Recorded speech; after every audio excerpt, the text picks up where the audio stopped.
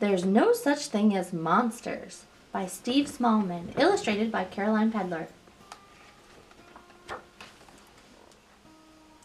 I've got my own bedroom. I'm so big now, sang Little Bear excitedly. Big Bear was excited too. He had his bedroom all to himself at last. Off to bed, Dozy Head, chuckled Big Bear. Little Bear snuggled down and tried to go to sleep, but he couldn't. Everything felt different. The dark seemed so much darker without Big Bear there. Then, as Little Bear peered into the shadows, he saw a monster! A big, scaly monster, all covered in spines, watching and waiting and ready to pounce. Big Bear! Big Bear! Cried Little Bear. There's a spiky monster in my room. It's coming to get me. Big Bear rushed in and turned on the light. But there wasn't a monster, just a floppy old toy on the back of a chair. Big Bear put it on his head and did a silly spiky monster dance. Don't be a scaredy bear. Shadows can't hurt you, he said. Little Bear snuggled down and tried to go to sleep, but it was just too quiet without Big Bear there. He tried humming a little song to keep the quiet out. Then he thought, what if there's something under my bed? Something that's keeping very still.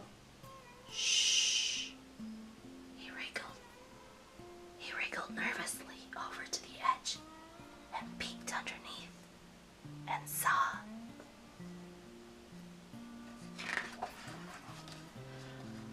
a monster's tail! Big Bear! Big Bear! Squealed Little Bear. There's a slimy monster under my bed and it's going to eat me! Big Bear rushed in and dived under the bed. But there wasn't a monster, just a stinky old sock. Big Bear put his hand in the sock and made stinky sock monster noises. Then he bundled Little Bear back into bed. Night, night, don't let the bed socks bite, chuckled Little Bear. Little Bear snuggled down and tried to go to sleep, but he felt lost in the middle of his big new bed. It was just too lonely without Big Bear there. Little Bear's lips started to wobble, and he was just about to cry when he heard footsteps coming closer. Tip, tap, tip, tap. The door slowly opened. It was Big Bear. There's no need to be frightened, Little Bear, he said. But I don't like being all on my own, sniffled Little Bear. Don't worry, said Big Bear. I've brought old Hoppity to keep you company. He tucked his favorite tattered toy into bed with Little Bear.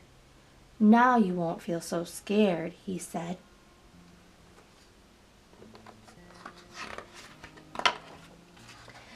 Silly little bear, chuckled Big Bear as he went back to bed.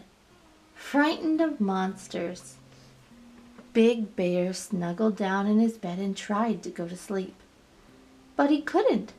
His bedroom seemed so empty without Little Bear there. Big Bear lay in the dark, humming a little song to keep the quiet out. Just then he heard a noise, a growling, snuffling noise. And it was coming from Little Bear's bedroom. Oh no, thought Big Bear. Maybe there really is a stinky sock monster under the bed and it wants a little bear for its supper. Big Bear raced down the hallway as the noises got louder and louder. I'll save you, Little Bear, he cried, pushing open the door. But there wasn't a stinky sock monster, just a small bear fast asleep and snoring loudly, in the growly, snuffly way that little bears do.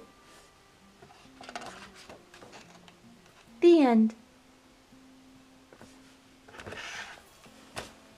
Little Bear.